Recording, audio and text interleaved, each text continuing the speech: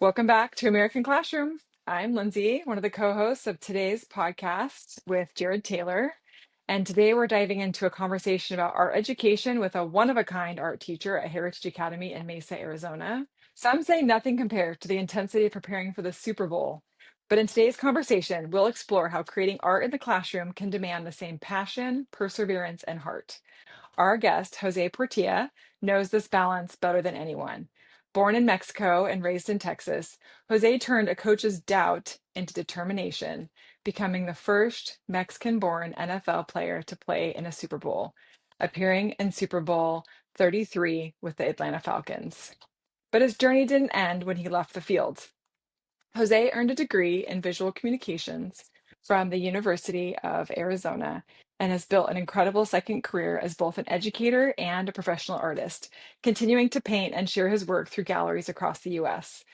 Today, he's dedicated to shaping the next generation, not only through high school art classes and sports at Heritage Academy, but also as a coach who has led his team to multiple state championships, including an undefeated season and Coach of the Year award in 2019. His story proves that creativity and discipline go hand in hand, whether you're chasing a championship ring or filling a blank canvas with color. Jose, we're thrilled to have you on American Classroom to talk about the power of art education and how creativity can inspire students as much as any game-winning play. Welcome to the show. Thank you for having me. It's a pleasure to be here with you guys. I'm sure this is going to be a fun interview, and it's always a pleasure to talk about my two favorite things, football and art. Do you feel like you might be the only NFL player who loves art and works in this field? It just seems really unique. It is unique, but believe it or not, there's a plethora of players that are musicians, that are artists, that are sculptors all throughout the NFL and other sports. During Super Bowl weekend, I'm always involved with that weekend because they have a big show and invite all the NFL players to showcase their work. And we have a silent auction, and we raise a lot of money for different events and to sell our artwork. So I was shocked to see how many really have embraced that creativity. And I can see why. It does bring a balance to someone's life when you're in that really physical side of your mind and body, and this other side of being able to create and be uh, and learn these principles of calmness and sharing and being vulnerable. So there's a happy medium for at least myself and how I create and how I balance both worlds. And congratulations on your success as an artist. I know you have a couple of galleries around the US. You want to tell us a little bit about those? Yeah, mostly I'm a wildlife and landscape artist. I do a little bit of figurative work. My last commission was a figurative piece out of California.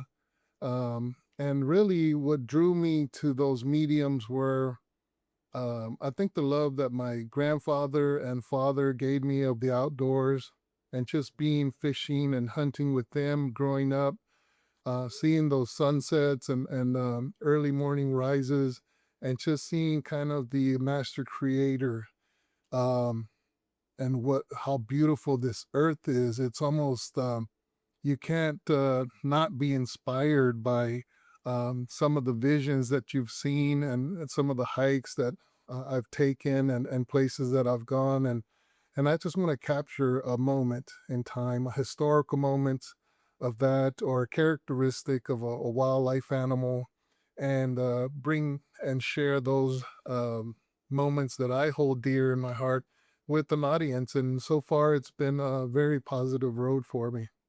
That's awesome. I know that you're a teacher at Heritage Academy in the downtown Mesa campus, and something that's focused on there is like character education, a well-balanced student. And so I just love that you're a model, like you're a mentor in that space, that you can develop these parts of your life and find balance, joy in the creativity, joy in the physical, these different outlets. It's not just about academics and school, that all these other things are important too. So We appreciate that you're a great example of that.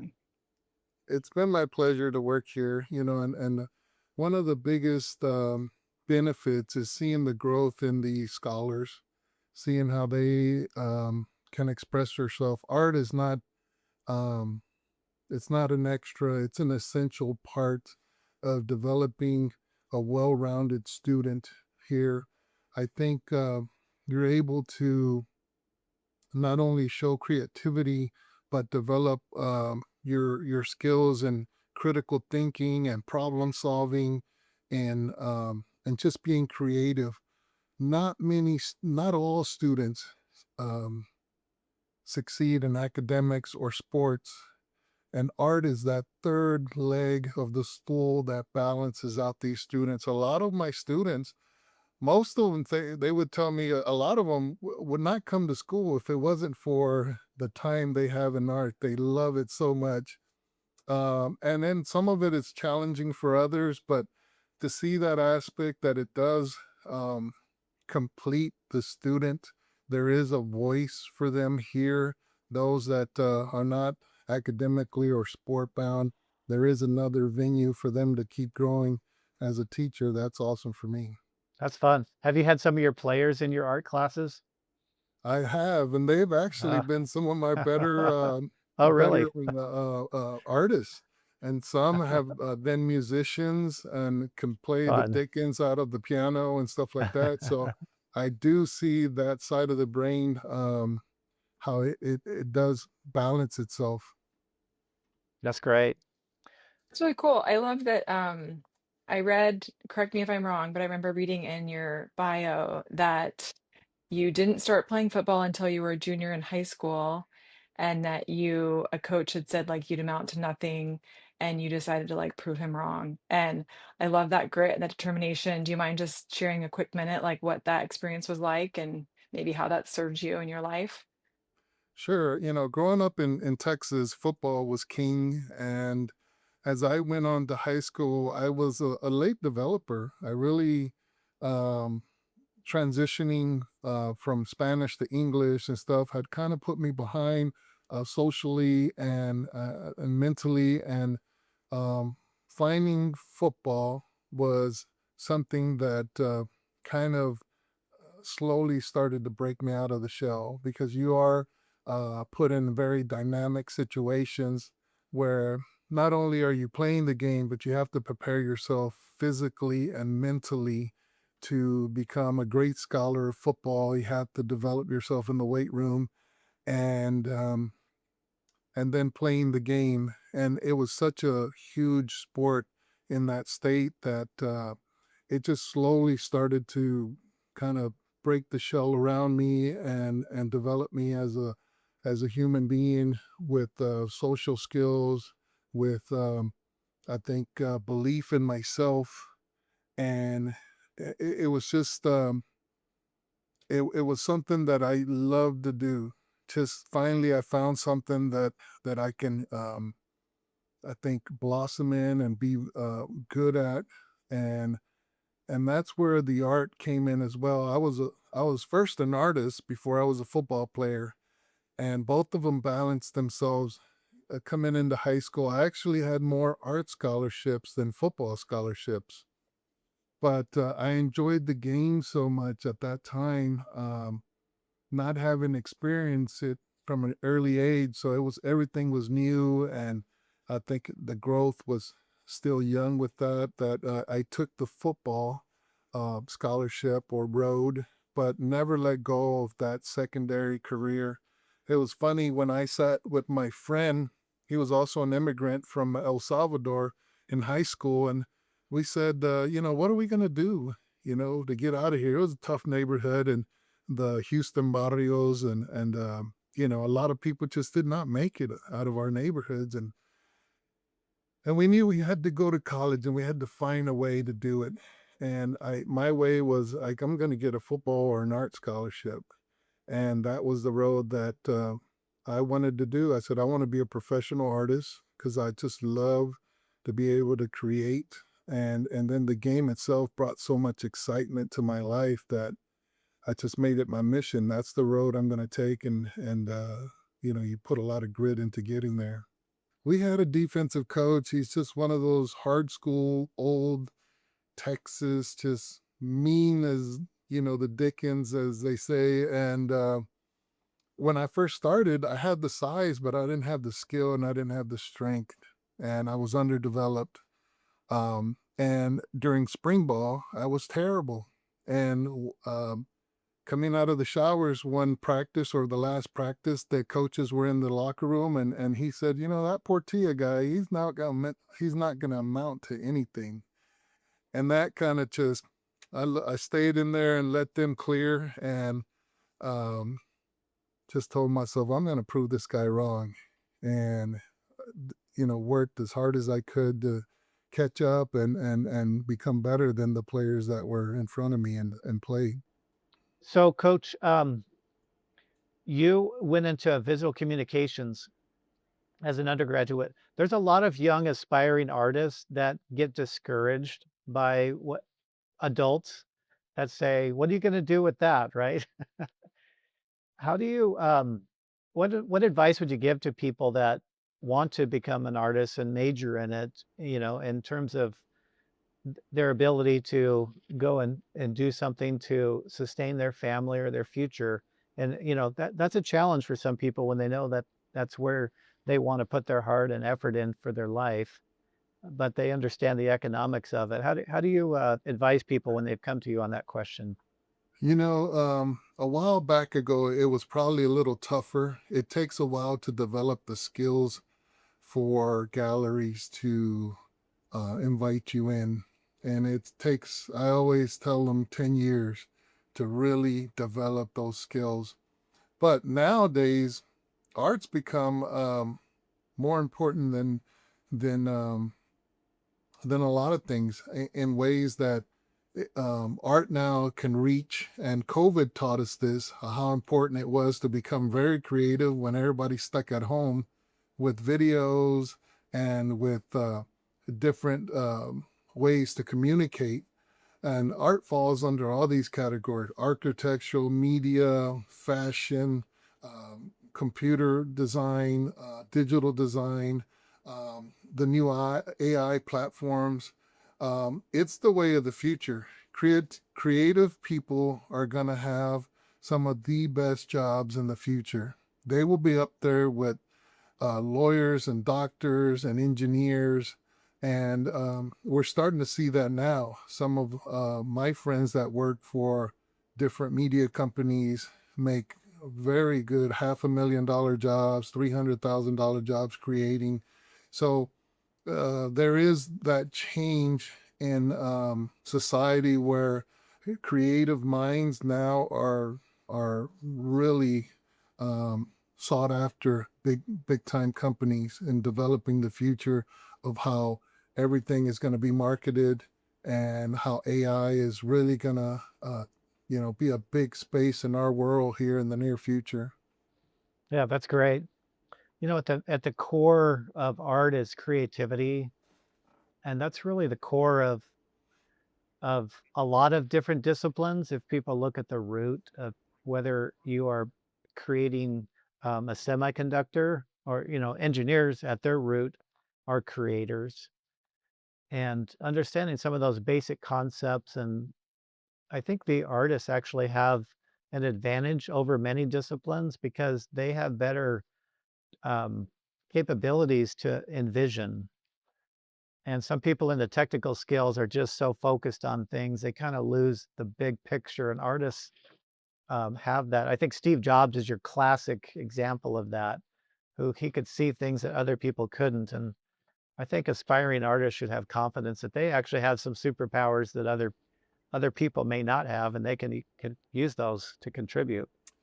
You're exactly right on that point. As you look at what's happening, even at the university level, when they see applications now that students have taken the art classes, have diversified, um, they love that. That becomes a benefit for a university because they know that they've been working on problem solving, on brainstorming, all these other different uh, I guess, techniques or tools that they will need in math, science, engineering, to become creative, to create the new, the next great, medicine or product out there for consumers. It takes this creativity, and art is the base of all that, because you start to develop your mind to think a different way instead of just numbers like you were mentioning.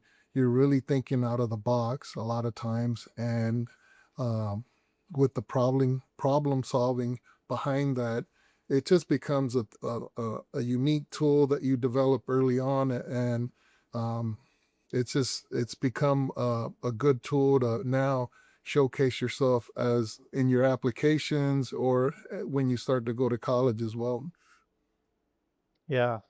I think colleges are opening their mind a little bit to double majors or majors minor. So people can also say, hey, I love this, but I want to do an engineering degree or a business degree and art. I mean, because the fusion of those two things even makes them more marketable than less. You don't have to, you can, but you can open that window up a bit too. If you're a professional artist, you work in that window all the time, because you can't just be in the studio. You really have to become a business savvy person. You have to become, great in marketing, great in business management. You have to be able to make yourself unique, known, internet savvy. There's a lot of different things that a real professional artist is just not sitting in the studio or behind a computer. You really have to be well rounded in both. Hmm. No, that's great. Well, as you were developing as an artist, who were the artists that you look up to that inspired you? What kind of who did you look to inspire some of your work?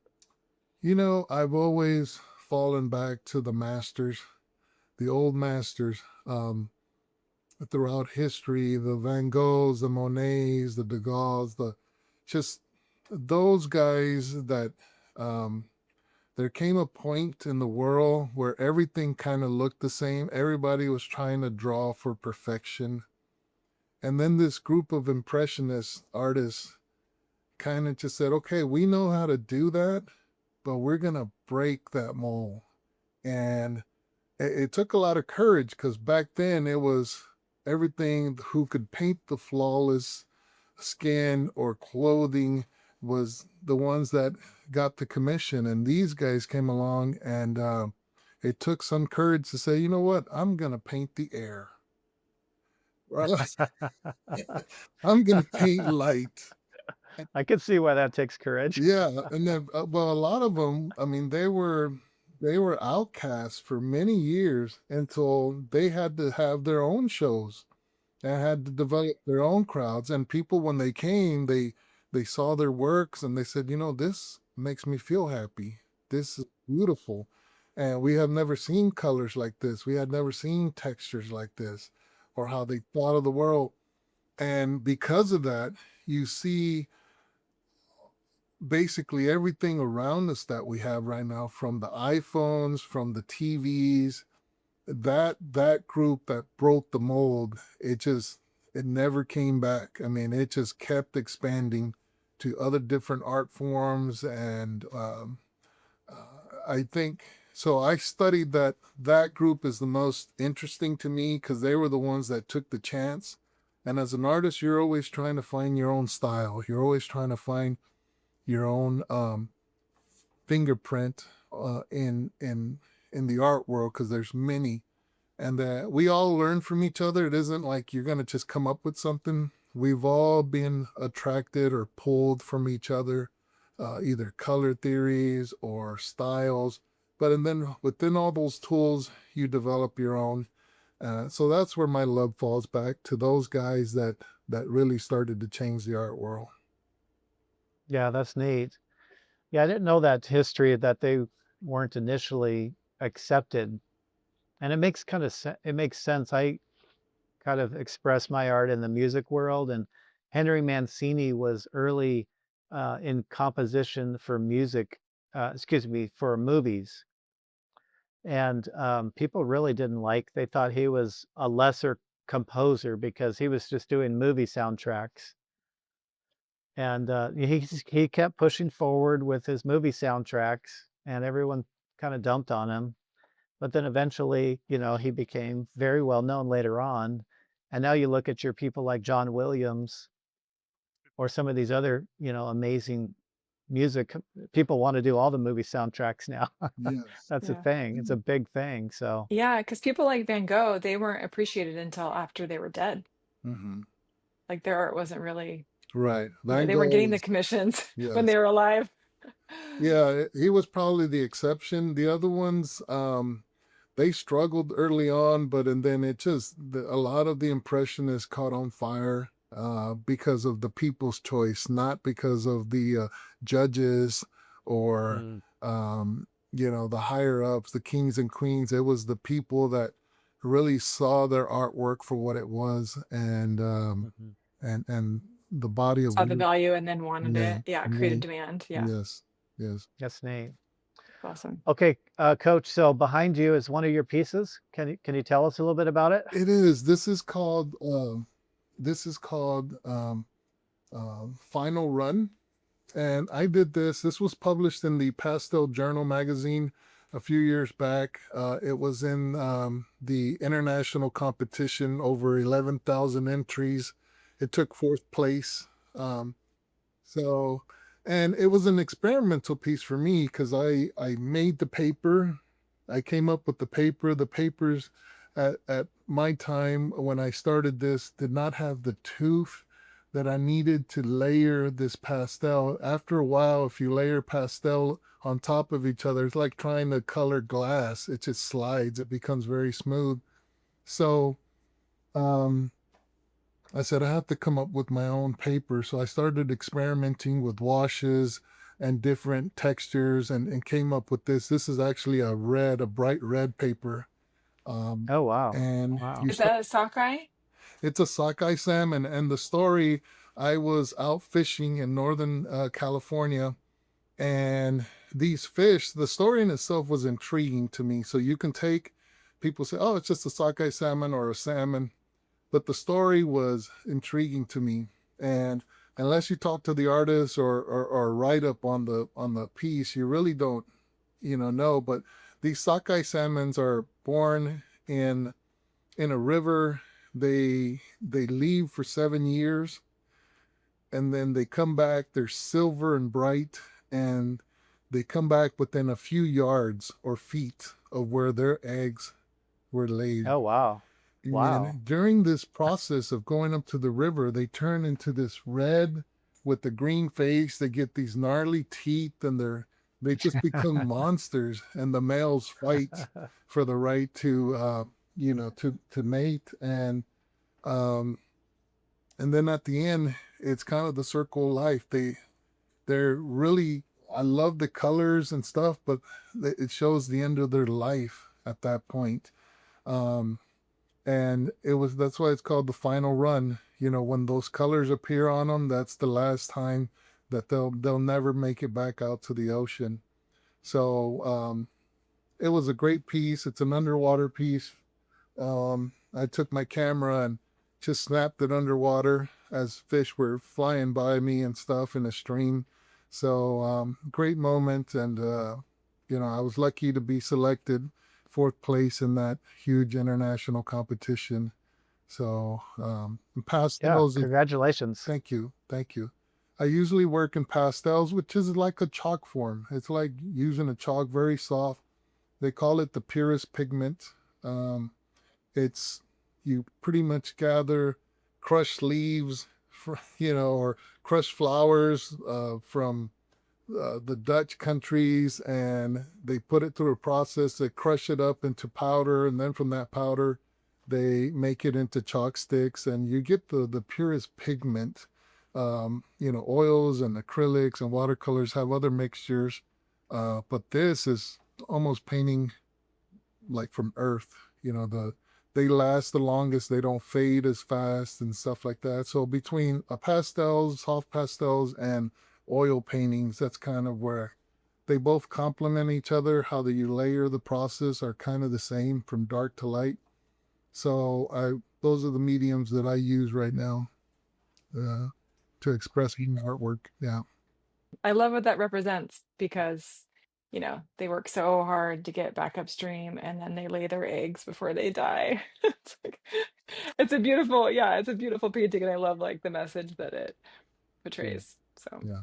And that's my that's wildlife cool. side. So anything wildlife has a message, you try to capture, you know, something like that or an expression of an animal or something. So, yeah. It's really cool. I love the story. Obviously you teach in high school, and I think a lot of times when parents think, oh, my child's taking art, they think of the lower grades, putting seeds and leaves on a piece of paper and cotton balls and gluing it, or learning basics about clay, or, maybe a little bit of light, but they work with a lot of mediums, I feel like, in the lower grades. What do you feel like makes a great high school art program? And what do kids need to be introduced to? Do they need to have some sort of foundation before they come into your classes? Like, what are your thoughts on that? Yeah, it really helps if they do. So with the junior high teacher here, I have developed a program where the most important thing is, can you draw? So eye-hand coordination, a lot of drawing, because that's the foundation. If you can learn how to draw, everything else becomes easy. I tell them the story of the car that has gone through a hailstorm and there's dents everywhere. And it does not matter how much paint and glitter and clear coat you put on that car and repaint it, and it's still going to have the dents. So you start with the basics. The basics is drawing.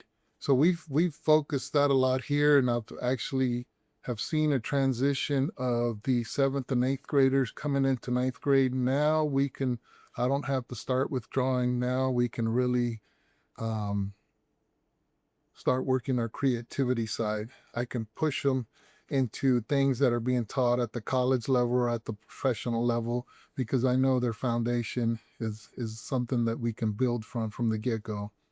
Now, that's not to say students that have never tried it and come in, we start from stick figures all the way to some of my art students can sell in galleries already. They're just that good and talented. So, but they've been in art for, either 4 or 5 or 6 years, but they put in the time to develop, and it all falls back to the foundation of drawing. We can teach all the color theory and design and stuff like that, but that is the number one thing I tell other art students and other art teachers. If your students do not know how to draw, it doesn't matter. If you're trying to teach them color, they will struggle and struggle and struggle because it'll never look right. Our last guest, Ben Sowards, he talked about miles on your pencil, right? You got to put miles on your pencil. So it's kind of fun to think about. If they're not drawing and drawing, then it's going to be hard for them to improve during like a high school program. So you said you've kind of set up a program for Heritage Academy. What does that consist of? Like, what would a student expect to learn during their high school art education? During the high school art education, um, one of the things we want to teach the basics, right? We want to build that foundation. And we usually use 9 to 10 different assignments per year. And it's kind of a art 101 introduction to art. And we want to get them accustomed to using a lot of things, not just pencil, not just ink, which, in the lower grades they use a lot because that's what they do at home. And that's maybe what they've been brought up to. But we use colored pencils here. We use the watercolors. Um, we use acrylics, clay, printing, um, and it's that exposure to so many different things that just keeps building that creativity. Because each assignment is okay, I got to think differently. I got to figure out how to lay the colors differently. And yes, you don't become proficient in one, but that's not our mission right now. Our mission is to grow these students, to let them experience stuff that they'll probably never get to experience at home.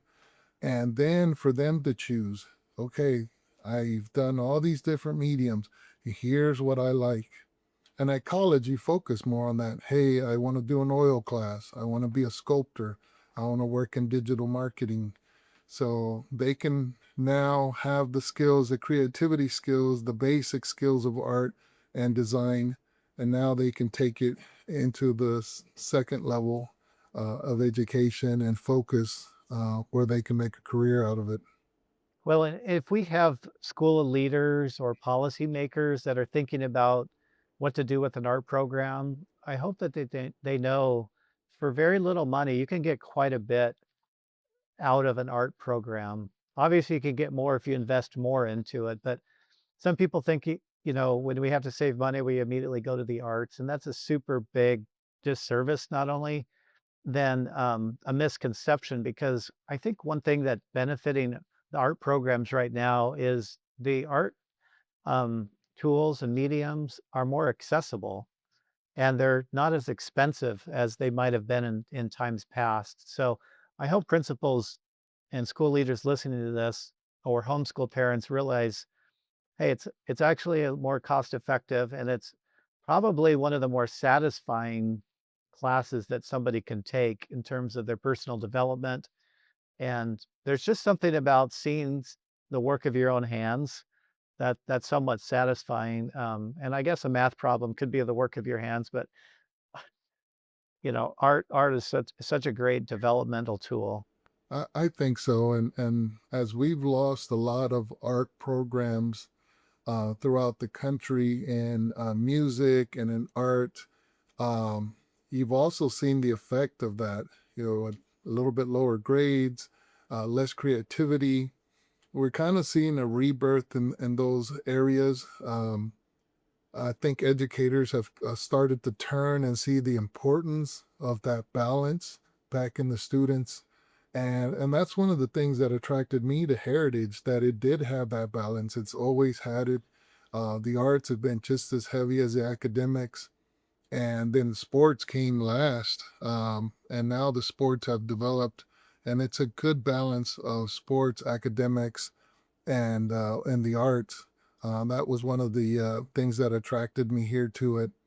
And for the student, I can't stress enough of um, how the arts just give you another way to not only learn history, but control your emotions, express your inner self, learn patience, learn diligence, and learn just to stay with something, and it's not instant gratification, um, and be able to take instruction, all right, and putting all those together, it just, when you see the end product from when they start in ninth grade to when they start finish in the 12th grade and they put the time in, it's good when we have our shows here or when I enter them into state shows, and they're accepted, and we compete against the last show we competed against was 26 high schools here from Red Mountain to Chandler to some of the top schools,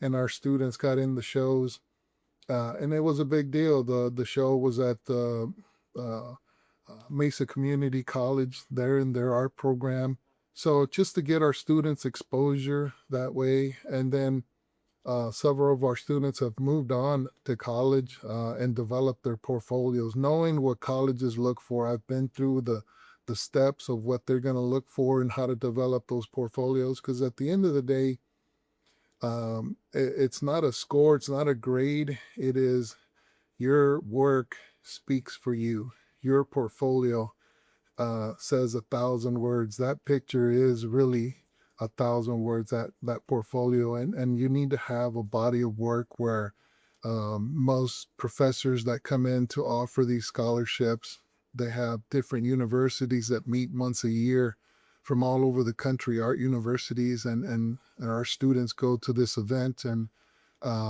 showcase their portfolio and receive some scholarships.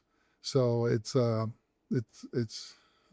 something that was done for me when I was in high school. I had these tremendous art teachers that drove us all around Texas to enter our artwork and develop us. And I want to give that same opportunity for those students that want to make a career out of this. One of the best things I can show them is they don't have to learn by trial and error. I'm a professional, I've done it, and I can give them the answers that help them progress faster. And that's something very satisfying for me as well. You probably helped countless students with that progression, build their portfolio. Can you think of a particular student? Like, does a story come to mind? You don't have to name names, but any stories that have been really helped by developing their art through high school? We've had a couple that have just blown me away that um, I could easily say this piece would sell in a big time gallery. It's that good. And they've just hit a home run with everything, the emotion that it brings, the technique, the style, the styling of it.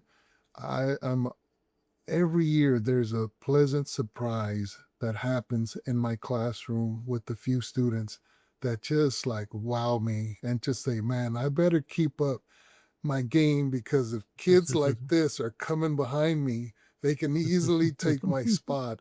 So, and that's one of the rewarding things to see how they've put in the time because there's no substitute for time. There isn't, I was born with this talent. I always tell my students it's the 80-20 rule 80% work and 20% talent. And some of them do have that creativity more than others, but still, sometimes the 80% outbeats that 20. So as they develop both, uh, that's where you kind of see the cream on top. And it's been really rewarding to see a few of my students move on to, into graphic design or into other animation and other career-based art career-based colleges. So it's been good so far. So you have a new student that is thinking about art, but they're really nervous. They don't have a lot of confidence in their drawing, but secretly they have a sketchbook that they, work out. And then what do you tell someone that's maybe just starting out on their artistic or creative journey to give them a confidence to take a first class or to stay with it?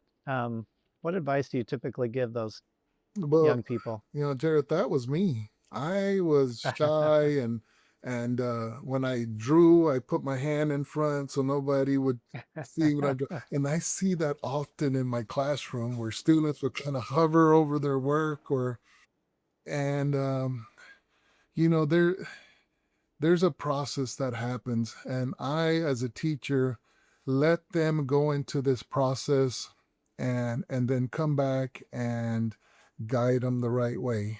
I always say you're doing this awesome if you did this right here or if you move this line this way or if you here and there. The young ones, um they they they start to get that confidence that they lack.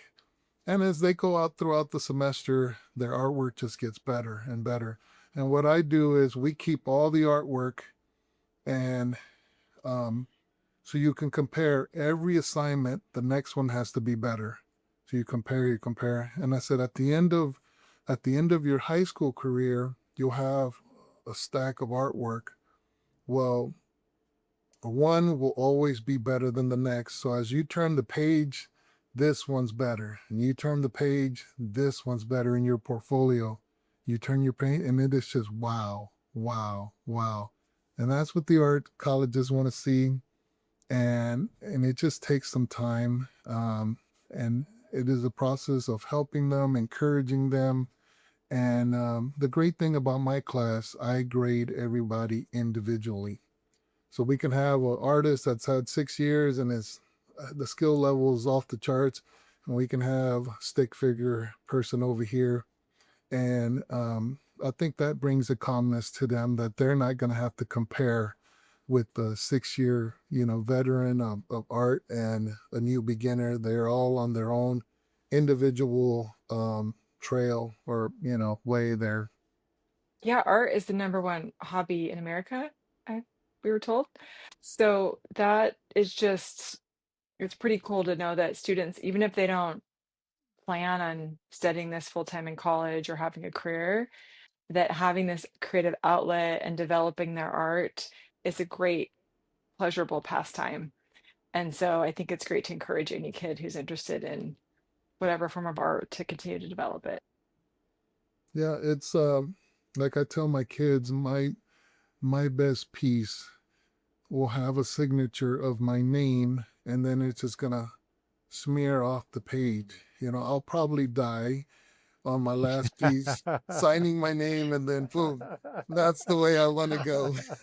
So it's something that you can take with you forever. Unlike sports or maybe something else, you can create your whole life, and that part of you never has to die. So that's something that I look forward to. Continue to develop myself, and hopefully other students, do the same thing. Have you seen art being a way for kids in this age range to process emotions? I feel like um, sometimes just being able to express yourself with a, a pen, a pencil, a paintbrush on paper can really help kids. And especially with kind of everything that's happening in the world right now, have you seen kids been able to process emotions through their art? Oh yeah, every assignment. I can give you an example. The COVID, I had them do a self-portrait, but put one of the mask over your face, and inside that mask, I wanted for you to put an experience, whether it be a vacation that you took, a place that you went to with your family out in the woods, or something else. And what a powerful experience it was for the class, because every student, had a different experience with COVID. Some got to travel, others were like in a jail in their house, others had traumatic experiences, and they all were able to share it through the mask that they wore and their eyes. I told them, you know the the um, the weight of the soul was through the eyes. So you let your eyes capture that emotion, and they really took it to heart. It was very powerful.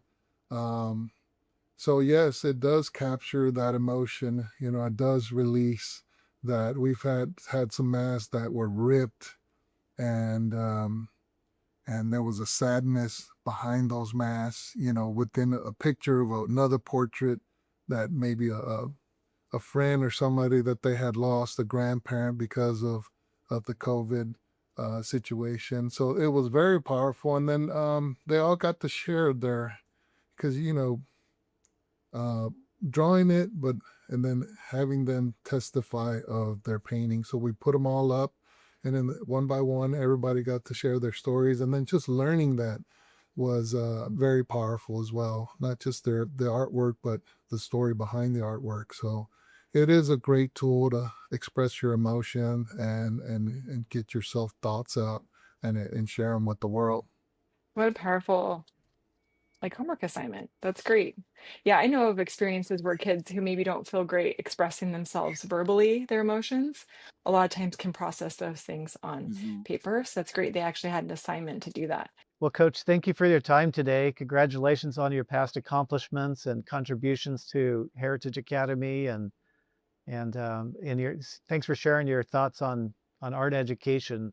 American Classroom is about trying to reinvigorate some of the things that build great American citizens. And one of our thesis is that art is an important part of an educated American. So thanks for contributing that today. Sure appreciate you. Thank you for having me. It's been a pleasure. If you like this episode, please like and share with someone who would find this interesting. We appreciate you listening to the American Classroom podcast today. Thank you. American Classroom is brought to you by Heritage Academy Mesa. Heritage Academy in Mesa, Arizona is a public charter school serving grades 7 through 12. Youth that come to Heritage are not just students, but scholars who are taught by the #1 rated faculty in Arizona. If you'd like to learn more about Heritage Academy Mesa, please visit heritageacademyaz.com and click Mesa.